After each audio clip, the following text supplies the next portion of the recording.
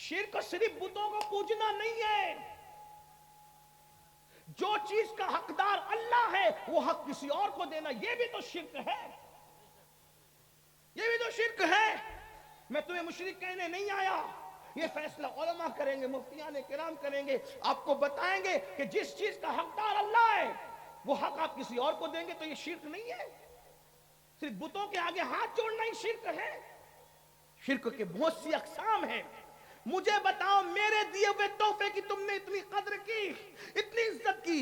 एक तोहफा तो अल्लाह ने भी दिया था, और कैसे दिया था, कैसे दिया था? उस तोहफे के लिए अल्लाह ने, तोहफे के लिए अल्लाह ने महबूब को लामकां पे बुलाया और महबूब के हाथों से भेजा। अल्लाह की मोहब्बत तो देखो, महबूब के हाथों से भेजा, महबूब तुम जा रहे हो ना, मेरे बंदों के लिए तोहफा लेकर के जाओ। अल्लाह तोहफा दे रहा है, अल्लाह तोहफा दे रहा है, अल्लाह तोहफा दे रहा है। कलम के तोहफे पर गुरूर और कमेंट करने वालों, अमीनुल कादरी की कलम उसने मुझे तोहफे में दी, इतर की बोतल, एक इतर की बोतल दी, लोग संभाल के रखते, इतर लगाते भी नहीं है। ओ अल्लाह के बंदों, कहां हो? मर के अल्लाह को क्या मुंह दिखाओगे? ये अमीनुल कादिर तुम्हारी कब्र में नहीं आने वाला, इसको तो खबर भी नहीं होगी कि तुम मरोगे, कब्र कहां। बल्कि सच्ची बात कह दूं, कब्र में अंदर क्या आएगा भाई, जनाजे में नहीं आएगा, जनाजे में। क्या बात करता। मुसलमान बनो, वो मुसलमान जो रसूलुल्लाह बनाने आए थे। अपनी तबीयत के मुसलमान मत बनो, अपनी मर्जी के मुसलमान मत बनो। याद रखो, अल्लाह ने तोहफा भेजा, अल्लाह ने तोहफा कौन किसको देता है भाई? जिससे प्यार करता है। और तोहफा किन हाथों से दिया? जिब्रील के जरिए से नहीं भेजा, फरिश्ते के जरिए से नहीं भेजा। प्यार कितना करता है तुमसे और मुझसे, एहसास कर लो कितना प्यार करता है। सबका प्यार का एहसास करने वालों, एहसास कर लो कितना प्यार करता है।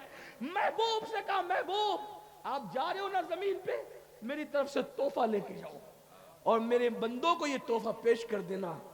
पीर के तोहफे की तुम्हें इज्जत है, फकीर के तोहफे की इज्जत।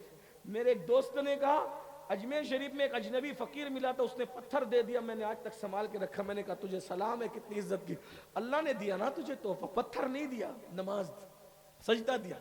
बोलो अल्लाह के तोहफे की कदर कर रहे हो? किस किस ने अल्लाह के तोहफे को सीने से लगाया है? किस किस ने अल्लाह के तोहफे को पीठ के पीछे फेंक दिया है? किस किस ने अल्लाह के तोहफे को पीठ के पीछे फेंक दिया? बताओ, मुसलमान हो तुम? कितने हो जो इशा पढ़ करके इस महफिल में आए हो, और कितने हो जा करके फजर पढ़ोगे? जो अल्लाह के तोहफे की इज्जत ना करे वो कैसा मुसलमान है? बताओ, बताओ। अल्लाह की यही इज्जत है, अल्लाह से यही प्यार है, अल्लाह से यही मोहब्बत है? नहीं, होश के नाखून लो, मरोगे कोई नहीं आएगा, कोई नहीं आएगा। अल्लाह ही अल्लाह की रहमत काम आएगी, उसके महबूब रहमतुल लिल आलमीन काम आएंगे। ना माँ काम आएगी, ना बाप काम आएगा, ना भाई काम आएगा। आज जिस अल्लाह के साथ तुम गद्दारी कर रहे हो, बेवफाई कर रहे हो, अरे हम लोग तो उल्टा तुमसे नजराने लेकर जाते हैं। सच्ची बात कर जाऊं, हम तो तुमसे नजराने उल्टा लेकर जाते हैं, लेकिन अल्लाह तुमसे नजराने लेता नहीं है। अल्लाह तुम्हें देता है, रोजी देता है, रिस्क देता है, सांसें देता है। डॉक्टर 8 घंटे ऑक्सीजन दे दे तो लंबा चौड़ा बिल देता है। पैदा होने से लेके मौत तक अल्लाह तुम्हें ऑक्सीजन दे रहा है। कभी बिल आया तुम्हारे घर पे? ये नाक उसने बनाई, ये सर उसने बनाए, ये कान उसने बनाए, ये जवानी उसने दी, माँ के पेट में खूबसूरत शक्ल उसने बनाई। अगर चूहा, कुत्ता, बिल्ली, सुअर बना देता, अल्लाह से लड़ने जाते, अल्लाह से सवाल करते, कौन क्या कर लेता अल्लाह का? अल्लाह उस समझ, वो बेनियाज है, उसने सुअर नहीं बनाया, उसने कुत्ता नहीं बनाया, उसने चूहा नहीं बनाया, उसने चिपकली नहीं बनाया, इंसान बनाया इंसान। और इंसान बनाकर भी फिरौन नहीं बनाया, नमरूद नहीं बनाया, हमान नहीं बनाया। इंसान बनाकर भी मुशरिक नहीं बनाया, काफिर नहीं बनाया, मोमिन बनाया। मोमिन भी मूसा अलैहिस्सलाम की कौम का मोमिन नहीं, ईसा अलैहिस्सलाम की कौम का मोमिन नहीं, यूसुफ अलैहिस्सलाम की कौम का मोमिन नहीं। मोमिन भी बनाया तो किसकी कौम का? सैयदुल अंबिया की कौम का, हुजूर की उम्मत का। इतने एहसानात, सिला क्या? गद्दारी, वाह वाह, बेवफाई, बेवफाई। इसीलिए जलसे रखते हो कि जलसे में रात भर बैठोगे, सुबह उठकर फिर अल्लाह से बेवफाई करोगे। अल्लाह के तोहफे की क्या कदर है बताओ? बहुत माफी के साथ, अगर अल्लाह के तोहफे की इज्जत नहीं करे, उसको पीठ के पीछे फेंक दिया है, अल्लाह तुम्हें जहन्नम में फेंक देगा। कोई नहीं बचा पाएगा, कोई नहीं बचा पाएगा। خدا کے لیے رحم کر لو، اللہ کا عذاب برداشت نہیں کر سکو گے، پہاڑ بھی پگھل جائیں گے، پہاڑ جہنم میں پہاڑ۔ اللہ کہتا ہے ان بطش ربک لشدید، تیرے رب کی پکڑ بڑی سخت ہے، ان عذاب ربک لواقع۔ آج زندگی ہے، اس جلسے میں کسی فقیر کی صدا پر سدھر جاؤ، توبہ کر لو، بہت آسان ہے اس کو منا۔ میں کیا کہہ رہا تھا؟ اللہ فرماتا ہے میرے محبوب ان وَإِذَا سَأَلَكَ عِبَادِي وَإِذَا سَأَلَكَ عِبَادِي، اے محبوب میرے بندے، ہائے ہائے محبت تو دیکھو کیسی پیار کرتے، محبوب میرے بندے آپ سے میرا پتہ پوچھتے ہیں، عبادی میرے بندے میرا پتہ پوچھتے ہیں کہ میں کہاں ہوں، تو کہہ دیجئے فَإِنِّي قریب۔ محبوب آپ کہیے کہ اللہ تم سے بہت قریب ہے، بہت قریب ہے اللہ تم سے۔ کتنا قریب ہے؟ ہوا معاکم اینما کنتم، تم جہاں کہیں ہو اللہ تمہارے ساتھ ہے۔ کتنا قریب ہے؟ نحن اقرب الیہ من حبل الورید، اللہ تمہاری شہرک سے زیادہ قریب ہے۔ بچوں کو منانا مشکل ہے، اس سے زیادہ اللہ کو منانا آسان ہے، کیونکہ بچے ہم سے پیار کرے نہ کرے لیکن اللہ ہم سے پیار کرتا ہے۔ سیدنا فاروق اعظم کہتے ہیں میں حضور کے گھر جا رہا تھا، میں نے حضور کے دروازے پہ دیکھا کہ ایک بندہ ہے جو اپنے سر پہ خاک ڈال رہا ہے، ایک بندہ ہے جو اپنے سر پہ خاک ڈال رہا ہے، حضور کے دروازے پہ رو رہا ہے، رو رہا ہے، رو رہا ہے، اپنے سر پہ خاک ڈال رہا ہے، رو رہا ہے، رو رہا ہے۔ میں نے اس کو روتے دیکھا، پوچھا اے بندے حضور کی چوکھٹ پہ رو رہا ہے تو، آقا کی چوکھٹ پہ رو رہا ہے تو، تیرے رونے کی وجہ؟ اس نے کہا عمر میرے بھائی حضور سے ملنا چاہتا ہوں، حضور آپ کو دیکھنا چاہتا ہوں، حضور سے ملنا چاہتا ہوں، آقا سے ملاقات کرنا چاہتا ہوں، لیکن میری ہمت نہیں ہو رہی کہ میں حضور سے ملاقات کروں۔ آپ کی توجہ ہے نا؟ حضور آپ کو، حضور آپ کو ہمت نہیں ہو رہی حضور کو دیکھنے کی۔ عمر آپ اندر جا رہے ہیں نا حضور کی زیارت کے لیے، آقا سے کہہ دیں کہ حضور اجازت دے دیں، سرکار اجازت دے دیں تاکہ میں حضور سے ملاقات کر لوں۔ فاروق اعظم آئے، آنے کے بعد کہنے لگے آقا ایک بندہ ہے جو دروازے پہ رو رہا ہے، تڑپ رہا ہے، مچل رہا ہے، سرکار وہ آپ سے ملنا چاہتا ہے، وہ آپ کو دیکھنا چاہتا ہے، وہ آپ کی زیارت کرنا چاہتا ہے، آقا اجازت ہے؟ میرے آقا کے دروازے پر تو کوئی دربان نہیں ہوتا تھا، میرے آقا کے دروازے پر تو کوئی دربان نہیں ہوتا تھا، جو آنا چاہتا تھا آ سکتا تھا۔ بلکہ ایک بات بتاؤں، حضور اتنے قریب ہیں، جس گھر میں حضور رہتے تھے اس گھر کا دروازہ بھی کبھی بند نہیں کرتے تھے، صرف پردہ لٹکا دیتے تھے، دروازہ کھلا دیکھ کر لوگ سمجھ جاتے تھے کہ اس کے اندر حضور موجود ہیں۔ سرکار سے فاروق اعظم نے کہا حضور وہ آپ کو دیکھنا چاہتا ہے، ملنا چاہتا ہے۔ سرکار نے بلاؤ اس کو۔ وہ نوجوان اندر آیا اور حضور کو دیکھ کر رونے لگا، بہت رویا۔ آقا نے فرمایا جوان تو کیوں رو رہا ہے، تیرے رونے کی وجہ کیا ہے؟ وہ جوان کہتا ہے آقا ہمت نہیں ہے میری آپ کو بتا سکوں میں کیوں رو رہا ہوں، کیونکہ میں بہت پاپی ہوں، بہت مجرم ہوں، میں بہت گنہگار ہوں آقا، اس لیے میرے اندر ہمت نہیں ہے کہ آپ کو بتا سکوں میں کیوں رو رہا ہوں، میرے رونے کی وجہ کیا ہے۔ آقا فرماتے ہیں بتا نا تو کیوں رو رہا ہے، بتا تو کیوں رو رہا ہے۔ اس جوان نے کہا آقا ہمت نہیں ہے، آپ کے سامنے کیا بتاؤں کہ میں کیوں رو رہا ہوں۔ آقا فرماتے ہیں وجہ کیا ہے؟ کہا آقا مجھ سے بہت بڑا پاپ ہو گیا ہے، بہت بڑا گناہ ہو گیا، میں بڑا مجرم ہوں، گنہگار ہوں آقا، اس سے بہت بڑا گناہ ہو گیا ہے سرکار۔ آقا فرماتے ہیں بتا کیا ہوا؟ کہا حضور بتا نہیں سکتا۔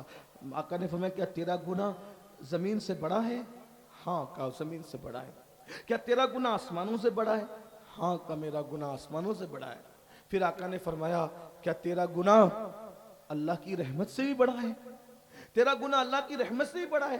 وہ سر ڈال کر رونے لگا، نہیں آقا میرا گناہ اللہ کی رحمت سے بڑا نہیں ہے آقا، میرا گناہ اللہ کی رحمت سے بڑا نہیں ہے، میرا گناہ اللہ کی رحمت سے بڑا نہیں ہے۔ تو میرے آقا نے فرمایا پھر بتانا تو کیوں رو رہا ہے۔ اب وہ جوان کیا کہہ رہا ہے سن لیں۔ وہ جوان کہتا ہے آقا میں وہ بدنصیب ہوں، میں وہ بدنصیب ہوں کہ میں نے لوگوں کے کفن چرائے، میں کفن چور ہوں آقا، ایک دو نہیں، میں نے کم و بیش 1000 کفن چرائے، 1000 مردوں کو میں نے ننگا کیا ہے، میں نے ننگا کیا ہے۔ میں نے 1000 کفن چرا کے مردوں کو ننگا کیا، مردوں کی بھی میں نے کفن کپڑے چھین لیے، میں وہ کم نصیب ہوں، میں نے کفن چرائے، یا رسول اللہ میں کفن چور ہوں۔ لیکن یہ بات سے بڑی بات بھی ہے کہ میں کفن چوری کرنے کے لیے ایک رات جب گیا تو کسی لڑکی کی قبر تھی، لڑکی نوجوان تھی، خوبصورت تھی، حسین تھی، جمیل تھی۔ میں نے جب اس لڑکی کی لاش کو نکالا قبرستان میں باہر، لڑکی اتنی خوبصورت تھی کہ شیطان مجھ پر غالب آ گیا، اور میں نے اس مردہ لڑکی کے ساتھ قبرستان کے اندر زنا کیا، بدکاری کی، میں نے بدکاری کی، زنا کیا۔ وہ لڑکی اچانک زندہ ہو گئی، اس نے چیخ ماری، کہا ظالم تو نے مجھے ناپاک کر دیا، تو نے مجھے گندا کر دیا، کیا منہ لے کر میں ان مردوں کے درمیان رہوں گی؟ اللہ تجھے کبھی معاف نہ کرے، اللہ تجھے کبھی معاف نہ کرے۔ اس نے بد دعا دی، اللہ تجھے کبھی معاف نہ کرے، تیری مغفرت نہ کرے آقا۔ میں نے اس لڑکی کو، میں بھاگا وہاں سے۔ اب میں سوتا ہوں تو میرے کان میں آواز اس لڑکی کی آتی ہے، میں کھاتا ہوں تو اس لڑکی کی آواز میرے کان میں آتی ہے، مجھے نہ دن کو چھینے نہ رات کو چھینے۔ حضور میں توبہ کرنا چاہتا ہوں، میں نے بہت پاپ کر لیے، میں نے مردہ کے ساتھ بدکاری کر لی، آقا میں کیا کروں؟ آقا علیہ السلام پر اللہ کا خوف غالب آیا، اللہ کی خشیت غالب آئی۔ حضور علیہ السلام نے کہا اے جوان تو جلدی سے باہر نکل، تو یہاں جلدی سے یہاں سے چلا جا، جلدی سے چلا جا، مجھے ڈر لگتا ہے کہیں تیری وجہ سے آسمان سے آگ نہ برس پڑے، اللہ کا عذاب نہ نازل ہو جائے تیری وجہ سے، جا جلدی سے جا۔ تو وہ جوان چلا گیا، رو رہا ہے، اللہ مجھے معاف کر دے، اللہ مجھے معاف کر، اللہ مجھے معاف کر دے، میں نے کیا کر لیا۔ ایسے میں ایک دن 40 دن گزر گئے اس طرح روتے روتے۔ اس نے ایک دن آسمان کی طرف سر اٹھایا، اگر اللہ اگر تو مجھے معاف نہیں کر سکتا اور میرا گناہ تیری رحمت سے بڑا ہو گیا ہے تو مجھے ایسے عذاب میں مبتلا کر، نہ مجھ سے پہلے کسی کو ایسا عذاب دے، نہ میرے بعد کسی کو ایسا عذاب دے، اور میرا گناہ تیری رحمت سے بڑا نہیں ہے اور ہرگز نہیں ہے، تیری رحمت بہت بڑی ہے۔ سبقت رحمتی علی غضبی، میری رحمت میرے غضب پہ سبقت لے گئی ہے۔ اللہ تیرا وعدہ ہے نا کہ تیری رحمت تیرے غضب پہ سبقت لے گئی ہے، تیری رحمت بہت وسیع ہے، کسی کا بھی گناہ تیری رحمت سے بڑا نہیں ہو سکتا، تیری رحمت بہت بڑی ہے، تو پھر مجھے معاف کر دے، مجھے معاف کر دے، اور تیرے محبوب کو بتا دے کہ تو نے مجھے معاف کر دیا ہے۔ اتنا کہنا تھا، سر پہ خاک ڈال کر کے رو رو کر کہتا ہے مجھے معاف کر دے، اور تیرے محبوب کو بتا دے کہ تو نے مجھے معاف کر دیا۔ اتنا کہنا تھا کہ بلبل سدرا جبریل امین آئے، اور آنے کے بعد رسول اللہ کو سلام کیا، اور سلام کے بعد عرض کرتے ہیں یا رسول اللہ وہ جو جوان آیا تھا، وہ جوان آپ نے اس کو کیوں نکال دیا؟ آقا فرماتے جبریل اس نے کتنا بڑا پاپ کیا، کتنا بڑا گناہ کیا، مجھے ڈر لگا اس کی وجہ سے کہیں آگ نہ برس پڑے، پتھر نہ برس پڑے، اللہ کا عذاب نازل نہ ہو جائے، اللہ اکبر، اس لیے میں نے نکال دیا۔ جبریل اس کا گناہ کتنا بڑا ہے، اس کا پاپ کتنا بڑا ہے؟ جبریل امین کہتے ہیں یا رسول اللہ مگر اللہ آپ سے کہتا ہے کہ اللہ نے آپ کے صدقے اس کو معاف کر دیا ہے، اس کی توبہ کو قبول کر لیا ہے، اس کو بلائیے اللہ نے اس کو بخش دیا ہے۔ آقا خوشی سے روتے ہوئے کہتے ہیں کیا اللہ نے اس کو معاف کر دیا؟ جبریل کہتے ہیں یا رسول اللہ صرف اسی کو معاف نہیں کیا، اللہ نے وعدہ کیا ہے اس سے بڑا بھی کوئی پاپ اور جرم کرے اور آپ کے وسیلے سے معافی مانگ لے، توبہ کرے، تو اللہ کا وعدہ ہے اللہ اس کی بھی مغفرت فرما دے گا، اللہ اس کی بخشش فرما دے گا۔ اے میری قوم کے جوانوں، تم میں یقیناً لوگ گنہگار ہیں، لیکن اس سے بڑا کوئی گنہگار نہیں ہوگا، کسی نے ایسا نہیں کیا ہوگا۔ آؤ جو کچھ کیا ہے، ماں باپ کو ستایا ہے، نمازیں چھوڑی ہے، بدکاری کی ہے، گندی فلمیں دیکھی ہے، سب سے توبہ کر کے اپنے اللہ کو منا لو، دو ندامت اور شرمندگی کے آنسو پیش کرو، میرا اللہ مان جائے گا۔ بہنوں سے بھی کہتا ہوں توبہ کرو، آج کے بعد نئی زندگی کا آغاز کرو۔ اللہ تعالیٰ سب سے پہلے مجھے آپ سب کو عمل کی توفیق عطا فرمائے۔ گفتگو کے درمیان اگر کوئی غلطی ہو تو اللہ تعالیٰ معاف کر دے۔ استغفر اللہ ربی من کل ذنب واتوب الیہ وما علینا الا البلاغ۔ السلام علیکم ورحمۃ اللہ وبرکاتہ۔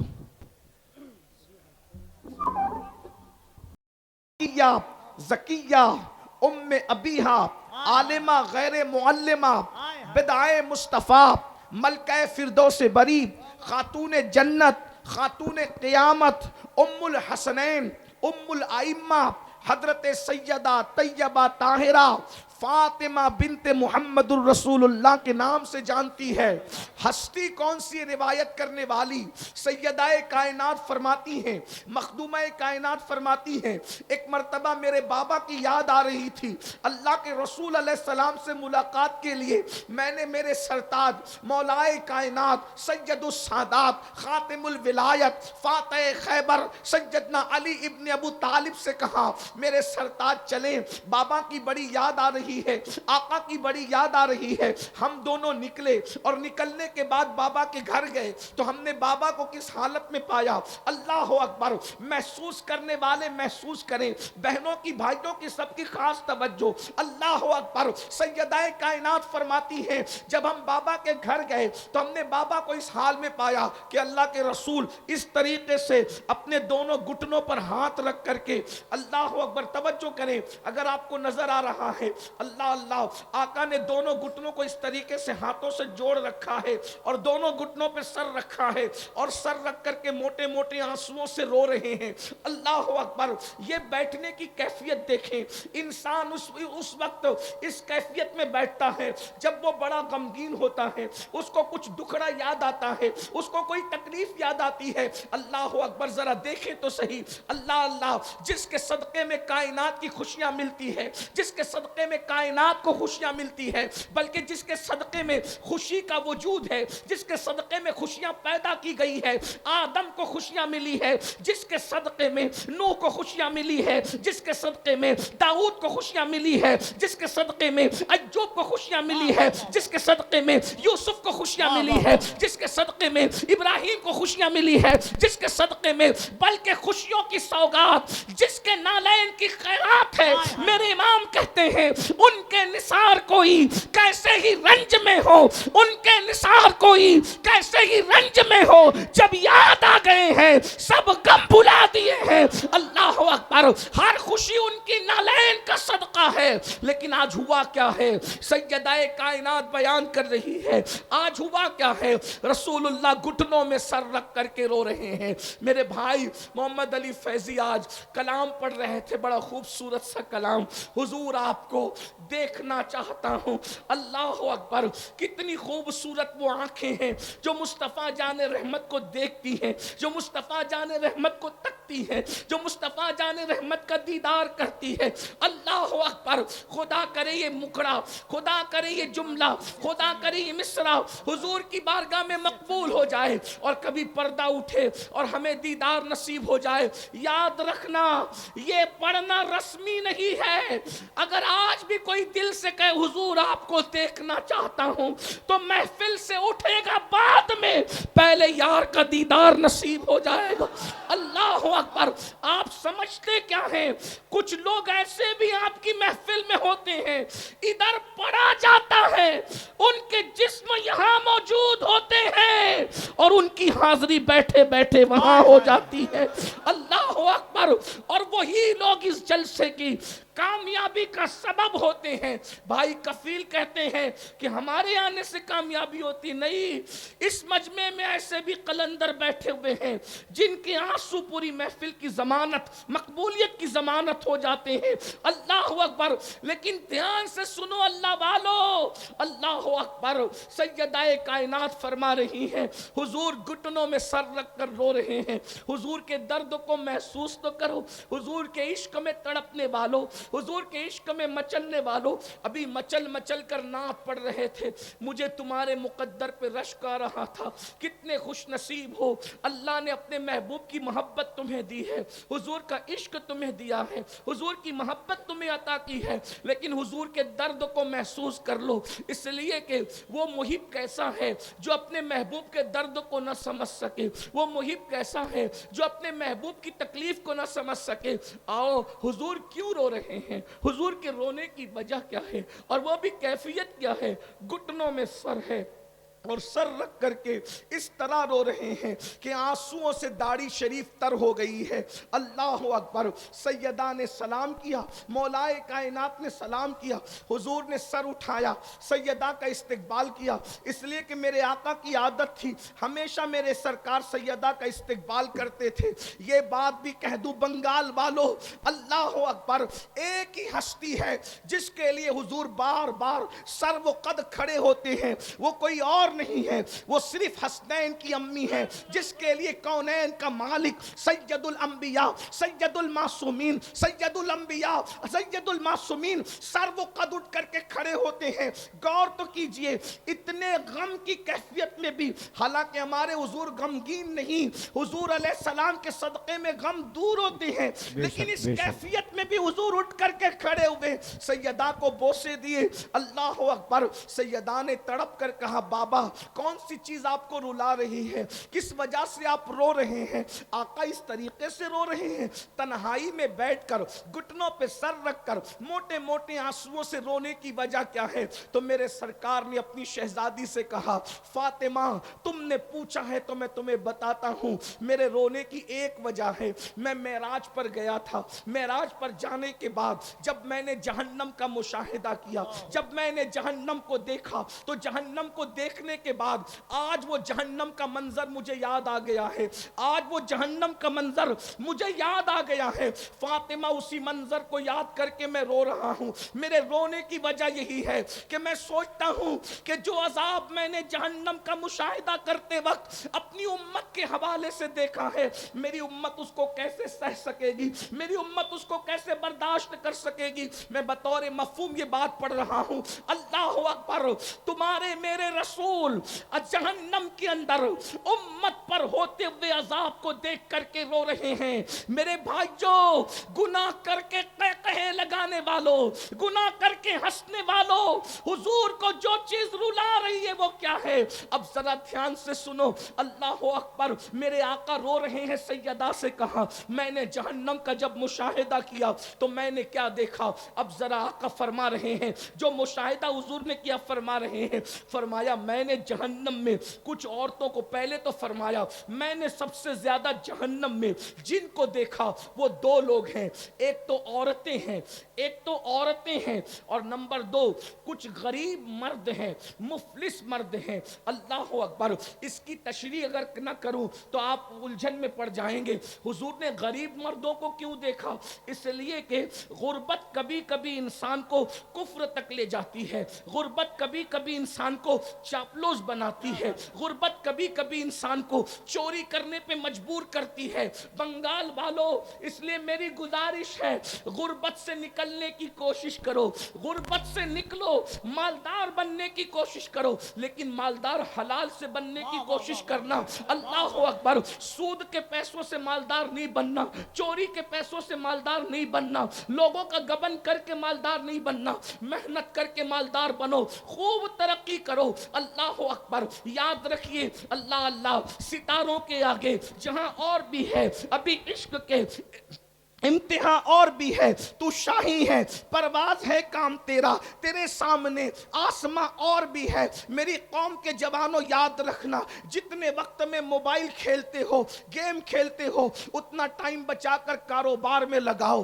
اللہ اکبر. لوگوں کا بوجھ اٹھاؤ, لوگوں پہ بوجھ نہ بنو. پھر میرے آقا نے ایک بات یہ بھی فرمائی, میں نے جہنم میں سب سے زیادہ مقرر لوگوں کو دیکھا, خطیب لوگوں کو دیکھا, اور ان کے ہونٹ آگ کی کینچی سے کاٹتے ہوئے دیکھا. یہ وہ لوگ تھے جو لوگوں میں جا کر کے فتنہ پروری کرتے تھے, ایسے عنوان پہ تقریریں کرتے تھے جس سے امت لڑے, جس سے قوم میں جھگڑا پیدا ہو, جس میں قوم میں اختلاف پیدا ہو, جس سے قوم میں انتشار پیدا ہو. اللہ اکبر. یہ بات بھی آپ کو کہہ دوں میرے بھائیوں, یاد رکھنا پوری امت متحد تھی اس پر کہ رسول اپنی قبر انور میں زندہ ہیں, لیکن کچھ مقرر ایسے پیدا ہوئے جنہوں نے آ کر یہ فتنہ چھوڑ چھوڑا کہ معاذ اللہ وہ تو مر کر مٹی میں مل گئے. ایسے لوگوں کے ہونٹ آگ کی کینچی سے کاٹے جانے والے ہیں. اللہ اکبر. پوری امت اس بات پر متحد تھی کہ رسول اللہ کو جہاں سے پکارو وہاں سے حضور سنتے ہیں. لیکن کچھ مقرر آئے اور انہوں نے کہا نبی تو دیوار کے پیچھے کی خبر نہیں رکھتے, ایسے بدبخت لوگوں کی باتیں نہ سنا کرو. ایک بات اور بھی عرض کر دوں, پوری امت صحابہ کو جیسے چاہتی تھی ویسے اہل بیت کو چاہتی تھی, جیسے اہل بیت سے پیار کرتی تھی ویسے صحابہ سے پیار کرتی تھی. لیکن کچھ لوگوں نے فتنہ چھوڑا کہ معاذ اللہ یہ ایسے ہیں اور وہ ویسے ہیں. یاد رکھنا صحابہ ہماری ایک آنکھ ہے, اہل بیت ہماری دوسری آنکھ ہے. ہم جتنا پیار نبی کی آل سے کرتے ہیں اتنا پیار نبی کے اصحاب سے کرتے ہیں. جتنی عزت نبی کے اصحاب کی کرتے ہیں اتنی عزت نبی کے اہل البیت کی کرتے ہیں. اس لیے کہ ہمارے یہاں عزت کا معیار کسی کو تولنا نہیں ہے. دنیا میں وہ ترازو پیدا نہیں ہوا جو ابو بکر صدیق کو تول سکے یا مولا علی کو تول سکے. اور ترازو میں علی و صدیق کو تولنے والوں, جب نبی کی نالین تولنے کے لیے کوئی ترازو پیدا نہ ہو سکا تو جگر گوش مصطفیٰ فاطمہ الزہرا کی عظمت کو تولنے کے لیے ترازو کہاں سے لایا؟ نعرہ تکبیر, نعرہ رسالت, عظمت صحابہ, عظمت اہل بیت. ایسے لوگوں کو نہ بلاؤ, ایسی لوگوں کی محفل میں نہ جاؤ جو تمہارے درمیان آ کر کے فتنہ خوری کرتے ہیں, کیونکہ ان کے ہونٹ بھی آگ کی کینچی سے کاٹے جانے والے ہیں. میں نہیں کہہ رہا, حضور علیہ السلام نے فرمایا. اس لیے بڑا احتیاط کا پہلو رکھیں اور اپنے بزرگوں کے نقش قدم پر رہیں. ہمارے بزرگوں نے نہ افراد کیا نہ تفرید کیا. جو عظمت رسول اللہ نے اہل البیت کو عطا فرمائی ہے وہ اہل البیت کے پاس ہے, جو صحابہ کو دیے وہ صحابہ کے پاس ہے. نبی نے کیا دیا صحابہ اور اہل بیت کو؟ ایک جملے میں کہہ دوں, جو سمجھ سکتے سمجھ جائیں گے. ہمارا عقیدہ اہل سنت کا واضح ہو جائے گا. خلافت الگ ترتیب, فضیلت الگ ترتیب, اہل البیت کی عظمت ہے اپنی جگہ. اللہ اکبر. بس اتنا سمجھ لو کہ اللہ اکبر صحابہ اور اہل بیت کا فرق کیا ہے. صحابی وہ ہے ابو بکر صدیق کی شکل میں جس کے کندھوں پہ نبی بیٹھتے ہیں. توجہ فرمائے, اگر جملہ دل میں اتر جائے تو دعا دینا. صحابی وہ ہے جو نبی کو کندھوں پہ اٹھاتا ہے, اور اہل البیت وہ ہے علی کی شکل میں جس کو نبی اپنے کندھوں پر اٹھاتے ہیں.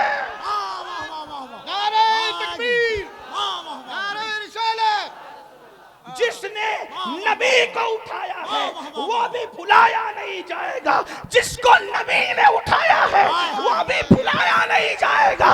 جو نبی کو گود میں سلائے وہ ابو بکر کا بھی جواب نہیں ہے, اور جو نبی کے بستر پہ سو جائے. نعرہ تکبیر, دونوں ہاتھوں کو اٹھا کر نعرہ تکبیر, نعرہ رسالت, ذکر خلیفہ اول, عظمت حضرت ابو بکر, نعرہ حیدری, نعرہ حیدری. واہ واہ واہ واہ واہ. مولا نے جس کی جو شان تھی اس کو وہ دیا. اب مولوی بیچ میں ٹپ ٹپ کیوں کر رہا ہے؟ میرے تمہارے کرنے سے کیا؟ جس کے جو کندھا بیٹھنے کے قابل تھا اس پہ بیٹھ کر بتایا یہ صدیق افضل البشر, اور جو بٹھانے کے قابل تھا اس کو اٹھا کر بتایا یہ علی. جس کی گود میں سونا تھا اس کی گود میں سو گئے, اور جس کو اپنے بستر پر سلانا تھا اس کو اپنے بستر پر سلانا. تقسیم ہو گئی. اب ملا جی آپ کا کوئی کام ہی نہیں. آپ کو کیوں زکام ہے؟ نبی نے جس کو جو دینا تھا دے دیا. سب نبی کے لیے کھڑے ہوئے اور نبی سیدہ کے لیے کھڑے ہوئے. لوگ نبی کے لیے منبر چھوڑتے ہیں, نبی حسنین کریمین کے لیے منبر چھوڑ. جس کو جو دینا تھا دے دیا. فضیلت الگ ترتیب، خلافت الگ ترتیب، یہ بس ہمارا.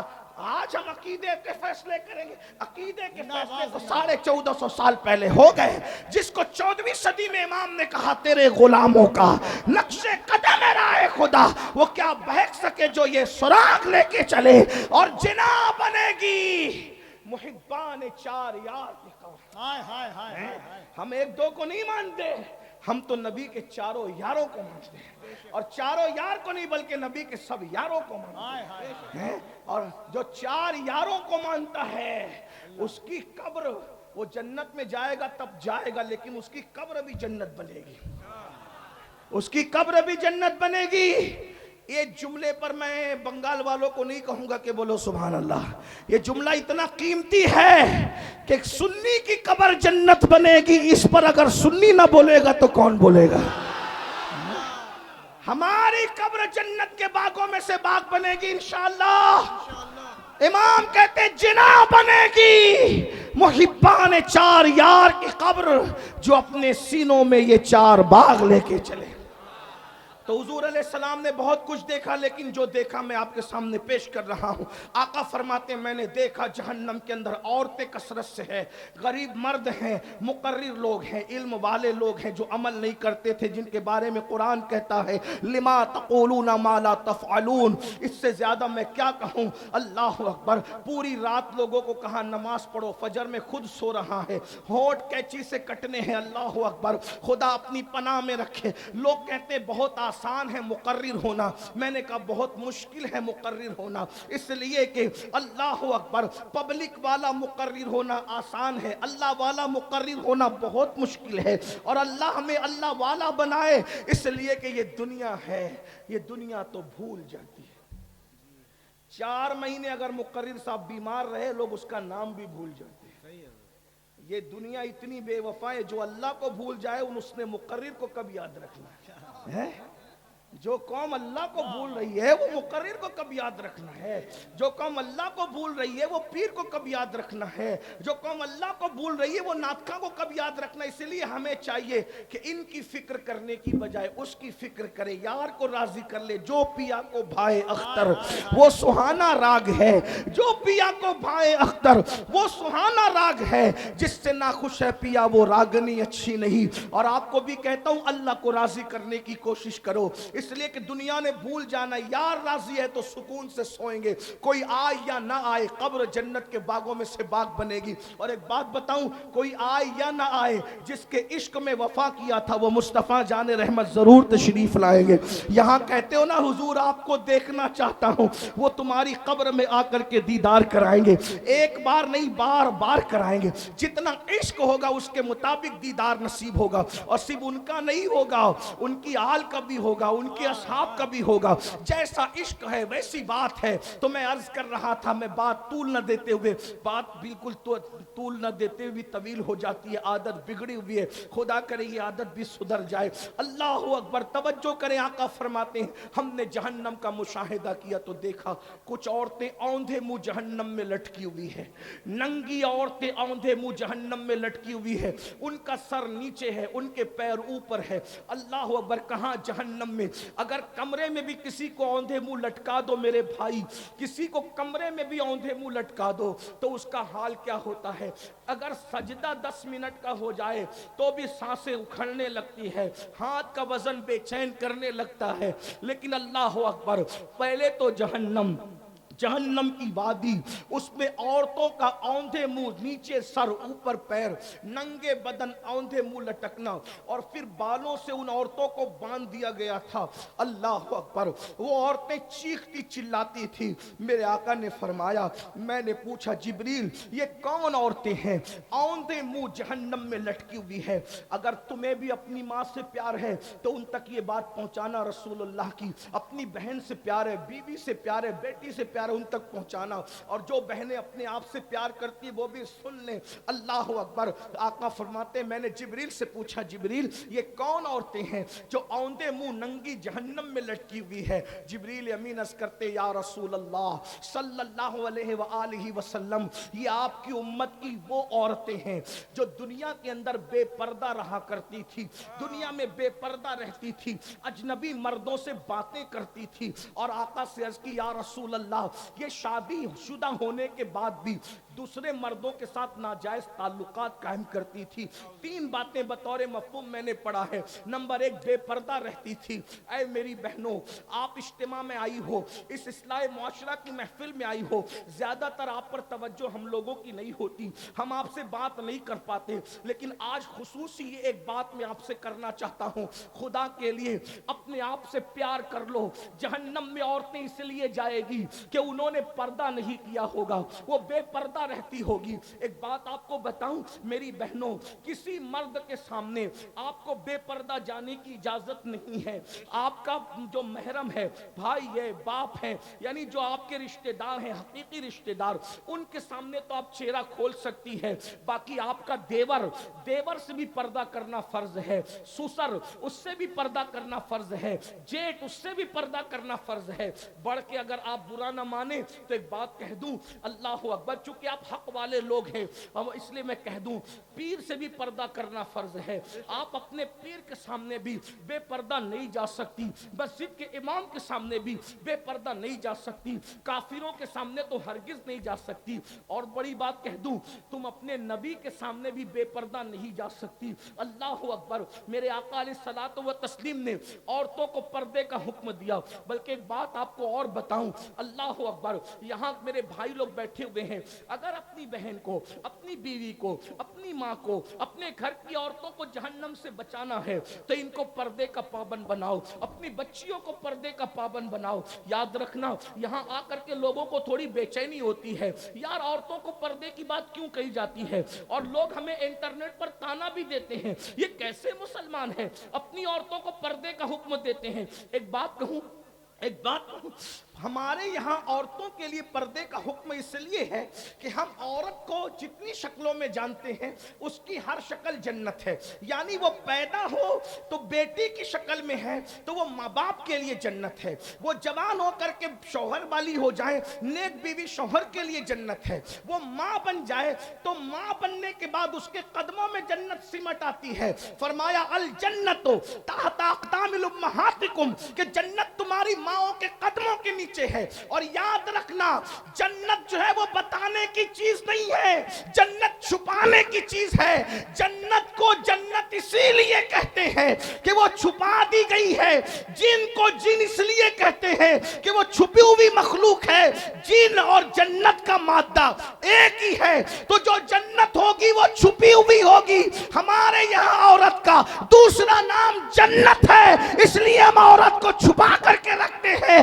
اللہ نے اپنی جنت بھی جو آسمانوں پر ہے وہ چھپا کے رکھی ہے۔ ہمارے یہاں عورت زمین کی جنت ہے، ہم نے اس کو بھی چھپا کر کے رکھا۔ دنیا دکھائی جاتی ہے، جنت نہیں دکھائی جاتی، جنت چھپی ہوئی۔ جنت کو جنت اسی لیے کہتے ہیں، اہل علم جانتے ہیں جنت کو جنت اسی لیے کہتے ہیں کہ وہ چھپی ہوئی ہے۔ سنو میری بہنوں، آج کل تو عورتیں کسی کے بھی ساتھ بیٹھتی ہیں، کسی بھی کے بھی سامنے بے پردہ جاتی ہے۔ یاد رکھنا یہ بھولا پن چھوڑو،